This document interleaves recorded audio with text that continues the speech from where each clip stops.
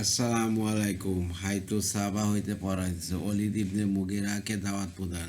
হজরত ইবনে আব্বাস রাদিয়াল্লাহু হইতে বর্ণিত আছে যে অলিদ ইবনে মুগিরা রাসূলুল্লাহ সাল্লাল্লাহু আলাইহি ওয়াসাল্লামের নিকট আসিলে তিনি তাকে কোরআন পড়িয়া শুনাইলেন।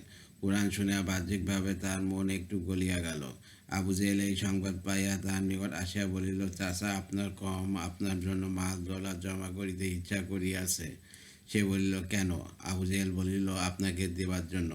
কারণ আপনি মুহাম্মদ সাল্লাল্লাহু আলাইহি নিকট হইতে কিছু পাইবার আশায় তাহার কাছে গিয়াছিলেন।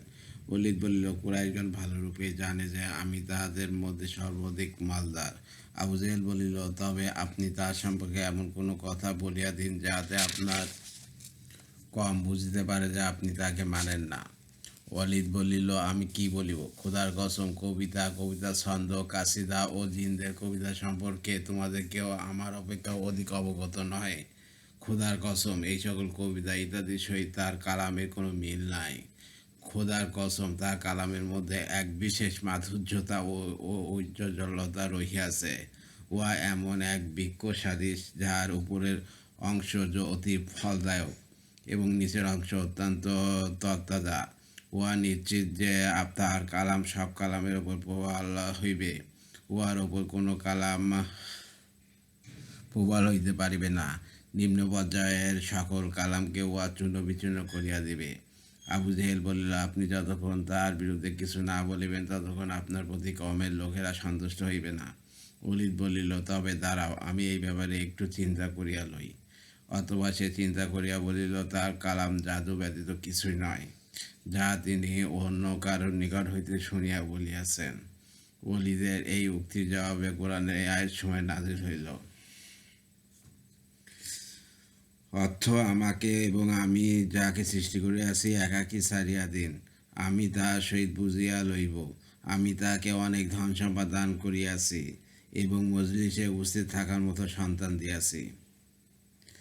অপর এক রেওয়াতে আছে, রাসূলুল্লাহ সাল্লাল্লাহু আলাইহি ওয়াসাল্লাম ওয়ালিদ ইবনে মুগীরাকে এই আয়াত পড়িয়া শুনাইলেন। অর্থ, নিঃসন্দেহে আল্লাহ তাআলা ন্যায় নিষ্ঠা ও পর উপকার করা এবং আত্মীয়স্বজনকে দান করার আদেশ করিয়াছেন, আর তিনি অশ্লীল ও মন্দ কাজ এবং অত্যাচার করা হইতে নিষেধ করিয়াইতেছেন। আল্লাহ তাআলা তোমাদেরকে এই জন্য নসিহত করিতেছেন যেন তোমরা উহা গ্রহণ করো। নবী করিম সাল্লাল্লাহু আলাইহি ওয়াসাল্লাম কর্তৃক দুইজনকে একত্রে দাওয়াত প্রদান। হযরত আবু সুফিয়ান ও তাহার স্ত্রী হিন্দ রাদিয়াল্লাহুকে দাওয়াত প্রদান। হযরত মুয়াবিয়া রাদিয়াল্লাহু বলেন, হযরত আবু সুফিয়ান রাদিয়াল্লাহু তাহার স্ত্রী হিন্দকে বাহনের জন্য বরফ নিজের পিছনে বসায় আপন কৃষিক্ষেত্রের দিকে যাইতেছিলেন। আমি তখন কম বয়স্ক বালক গাধার পিঠে আরোহণ করিয়া তাদের আগে আগে যাইতেছিলাম। এমন সময় রাসূলুল্লাহ সাল্লাল্লাহু আলাইহি ওয়াসাল্লাম আমাদের নিকট আসিলেন। হযরত আবু সুফিয়ান রাদিয়াল্লাহু বললেন, হে মুয়াবিয়া, তুমি নামিয়া যাও, মুহাম্মদ সাল্লাল্লাহু আলাইহি ওয়াসাল্লামকে আরোহণ করিতে যাও। সুতরাং আমি গাধা হইতে নামিয়া গেলাম। রাসূলুল্লাহ সাল্লাল্লাহু আলাইহি ওয়াসাল্লাম আরোহণ করিলেন। তিনি আমাদের সম্মুখে কিছুদূর চলিবার পর আমাদের দিকে ফিরিয়া বললেন, হে আবু সুফিয়ান ইবনে হারাব, এ হিন্দ বিনতে উতবা, খোদার কসম, তোমরা একদিন অবশ্যই মৃত্যুবরণ করিবে। তারপর পুনরায় তোমাদেরকে জীবিত করা হইবে, অথবা নেককার বেহেশতে যাইবে এবং বদকার দোজখে যাইবে। আমি তোমাকে একান্ত সত্য কথা বলিতেছি এবং আল্লাহর আযাব সম্পর্কে তোমাদেরকে সর্বপ্রথম সমাধান করা হইল। তারপর রাসূলুল্লাহ সাল্লাল্লাহু আলাইহি ওয়াসাল্লাম সূরা হামিম সেজদার প্রথম হইতে পর্যন্ত তেলাওয়াত করিয়া শুনাইলেন। হযরত আবু সুফিয়ান রাদিয়াল্লাহু বললেন, হে মুহাম্মদ, আপনার কথা শেষ হইয়াছে? তিনি বলিলেন, হ্যাঁ। এই বলিয়া রাসূলুল্লাহ সাল্লাল্লাহু আলাইহি ওয়াসাল্লাম গাধা হইতে নামিয়া গেলেন এবং আমি উহাতে আরোহণ করিলাম। আর হযরত হিন্দ রাদিয়াল্লাহু আনহা হযরত আবু সুফিয়ান রাদিয়াল্লাহুকে বলিলেন, এই জাদুকরের জন্য কি আমার ছেলেকে নামাইয়াছ? হযরত আবু সুফিয়ান রাদিয়াল্লাহু বললেন, না, খোদার কসম, তিনি জাদুকরও নহেন, মিথ্যাবাদীও নহেন, কানাস। হযরত উসমান ও হযরত তালহা রাদিয়াল্লাহুকে দাওয়াত প্রদান। ইয়াজিদ ইবনে রোমান রহমতুল্লাহ বলেন, হযরত উসমান ইবনে আফফান রাদিয়াল্লাহু ও হযরত তালহা ইবনে উবাইদুল্লাহ রাদিয়াল্লাহু হযরত জুবাইর রাদিয়াল্লাহুর পিছনে পিছনে গেলেন। রাসূলুল্লাহ সাল্লাল্লাহু আলাইহি ওয়াসাল্লামের খেদমতে উপস্থিত হইলেন। তিনি তাদের উভয়ের সামনে ইসলাম পেশ করিলেন এবং কোরআন পড়িয়া শুনাইলেন। তাহাদিগকে ইসলামের হক সম্পর্কে অবহিত করিলেন এবং আল্লাহর পক্ষ হইতে উভয়ের জন্য সম্মানের ওয়াদা করিলেন। অতএব তারা উভয় ঈমান আনিলেন, তাহাকে সত্য বলিয়া স্বীকার করিয়া লইলেন। তারপর হযরত উসমান রাদিয়াল্লাহু আনহু বলিলেন, ইয়া রাসূলুল্লাহ, আমি এইমাত্র শাম দেশ সিরিয়া হইতে আসিয়াছি। আমরা যখন মাওয়ান ও জারকার মাঝখানে স্থানে পৌঁছায় বিশ্রাম করিতেছিলাম, তখন তন্দ্র অবস্থায় একজন সম্বোধনকারী আমাদেরকে উচ্চস্বরে বলিল, হে ঘুমান্ত লোকেরা, তোমরা জাগ্রত হও, মুহাম্মদ সাল্লাল্লাহু আলাইহি সাল্লাম মক্কায় আবির্ভূত হইয়াছেন। তারপর আমরা আসিয়া আপনার ব্যাপারে শুনিতে পাইলাম।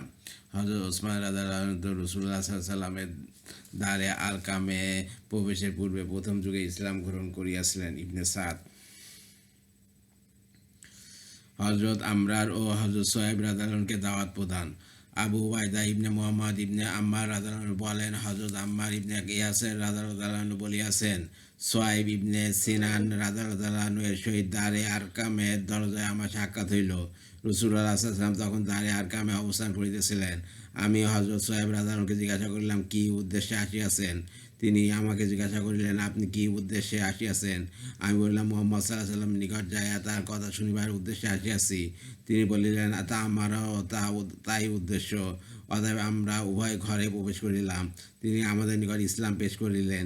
আমরা উভয় ইসলাম গ্রহণ করিলাম এবং সারাদিন আমরা সেখানে রইলাম। তারপর সন্ধ্যা হইলে আমরা চুপি চুপি বাহির হইয়া আসিলাম। হযরত আম্মার ও হযরত সোহাইব রাদিয়াল্লাহু 30-এর অধিক কিছু লোকের ওপর ইসলাম গ্রহণ করিয়াছেন। ইবনে সাদ।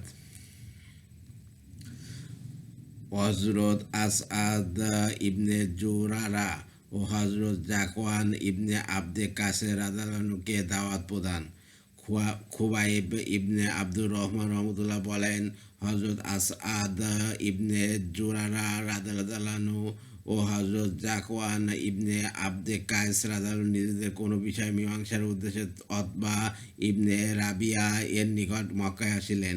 এখানে আসিয়া তারা রাসূলুল্লাহ সাল্লাল্লাহু আলাইহি সাল্লামের সংবাদ পাইলেন। তারা উভয়ে রাসূলুল্লাহ সাল্লাল্লাহু আলাইহি সাল্লামের খেদমতে উপস্থিত হইলে তিনি তাহাদের নিকট ইসলাম পেশ করিলেন এবং তাহাদেরকে কুরআন পড়িয়া শুনাইলেন। উভয় ইসলাম গ্রহণ করিলেন এবং তারা উতবা ইবনে রাবিয়া এর নিকট না যাইয়া মদিনায় ফিরিয়া গেলেন। এবার তাদের দ্বারাই সর্বপ্রথম মদিনায় ইসলামের আগমন ঘটিল। ইবনে সাদ। নবী করিম সাল্লাল্লাহু আলাইহি সাল্লাম কর্তৃক 2-এর অধিক জামাতকে দাওয়াত প্রদান। হযরত ইবনে আব্বাস রাদিয়াল্লাহু আনহু হইতে বর্ণিত আছে যে, রাবিয়ার 2 পুত্র উতবা ও সাইয়াবা, আবু সুফিয়ান ইবনে হারব, বনু আবদির দারের এক ব্যক্তি, বনুল আসাদের বক্তি আবুল বাক্তারি, আসওয়াদ ইবনে আব্দুল মুত্তালিব ইবনে আসাদ, জামা ইবনে আসওয়াদ, ওলীদ ইবনে মুগিরা, আবু জেহেল ইবনে হিশাম, আবদুল্লাহ ইবনে আবি উমামা ইবনে খালাব, আস ইবনে ওয়াইল ও হাজ্জাজ সামির 2 পুত্র, নুবাই ও মুনাবা। ওরা সকলে সূর্যের পর কাবার পিছনে সমবেত হইল। নিজেদের মধ্যে পরামর্শ করিবার পর তারা এই সিদ্ধান্ত গ্রহণ করিল যে, তোমরা হযরত মুহাম্মদ সাল্লাল্লাহু আলাইহি সাল্লামকে ডাকিয়া আনিয়া তাহার সহিত আলাপ আলোচনা করো। তাহার সহিত এমনভাবে বিতর্ক করো যাহাতে লোকেরা বুঝিতে পারে যে তোমরা পূর্ণ চেষ্টা করিয়াছ, কোনরূপ ত্রুটি করো নাই।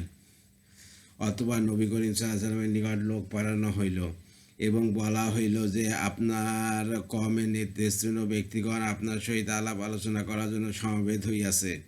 নবী করিম সাল্লাল্লাহু আলাইহি সাল্লাম ধারণা করিলেন তাহাদের মনে হয়তো ইসলাম গ্রহণের আগ্রহ হইয়াছে, কারণ তিনি তাহাদের ইসলাম গ্রহণের প্রতি অত্যন্ত আগ্রহী ছিলেন। মনে প্রাণে ইহাই চাইতেন যে তারা হেদায়েতপ্রাপ্ত হইয়া যাক। তাহাদের কষ্ট ও ধ্বংস তাহার জন্য দুঃসহনীয় ছিল। সুতরাং তিনি দ্রুত মজলিসে আসিয়া তাহাদের নিকট বসিলেন। তাহারা বলি, হে মুহাম্মদ, আমরা আপনাকে লোক পাঠাই এই জন্য ডাকিয়াছি যাহাতে আপনাকে বোঝানোর ব্যাপারে আমাদের চেষ্টা কোনরূপ ত্রুটি না থাকে এবং লোকেরা বুঝিয়া লয় যে আমরা এই ব্যাপারে সর্বাত্মক চেষ্টা করিয়াছি। খোদার কসম, আপনি আপনার কওমের মধ্যে এমন বিশৃঙ্খলা সৃষ্টি করেছেন যা আরবের মধ্যে আর কেউ করিয়াছে বলিয়া আমাদের জানা নাই। আমাদের বাপদাদাদের নিন্দা করিয়াছেন, তাদের ধর্মকে খারাপ বলিয়াছেন, তাদেরকে বেকুব বলিয়াছেন, তাদের মাবুদগুলো নিন্দা করিয়াছেন, তাদের ঐক্য ফাটল ধরাইয়া দিয়াছেন। এমন কোনো খারাপই অবশিষ্ট নাই যা আমাদের ও আপনার মাঝে আপনি আনয়ন করেন নাই। আপনার এই সকল কথার উদ্দেশ্য যদি ধন সম্পদের প্রত্যাশা হইয়া থাকে, তবে আমরা আপনার জন্য এত পরিমাণ ধন সম্পদ জমা করিয়া দিব যে আপনি আমাদের মধ্যে সর্বাপেক্ষা ধনবান হইয়া যাইবেন। যদি আপনি সর্দারির প্রত্যাশা হন, তবে আমরা আপনাকে আমাদের সর্দার বানায় লইব। আর যদি আপনি বাদশাহী চাইয়া থাকেন তবে আমরা আপনাকে আমাদের বাদশা বানাইয়া লইব। আর যদি আপনার দ্বারা যা কিছু হইতেছে তা এমন কোনো দিন ভূতের আসরের দরুন হইয়া থাকে যাহাকে দূর করিতে আপনি অক্ষম হইয়া পড়িয়াছেন, তবে আমরা উহার চিকিৎসায় আমাদের যাবতীয় ধন সম্পদ ব্যয় করিতে থাকিব, যতক্ষণ না আপনি সুস্থ হইবেন অথবা আমরা অক্ষম বলিয়া সাব্যস্ত হইব। হাইতুস সাবাব রাদিয়াল্লাহু তাআলা আনহু হইতে পড়া হয়েছে। আর আমার ইউটিউব চ্যানেল রিপন কুরাস, ওইটাকে আপনার সাবস্ক্রাইব করবেন। আর আর লাইক কমেন্ট শেয়ার দেবেন আর ভিডিওতে বেশি বেশি, এতে আমি উৎসাহিত হই। রিপন কুরাস আমার ফেসবুক পেজ, ওইটাকে আপনারা ফলোতে রাখবেন। সবাই ভালো থাকবেন, সুস্থ থাকবেন, স্বাভাবিক থাকবেন।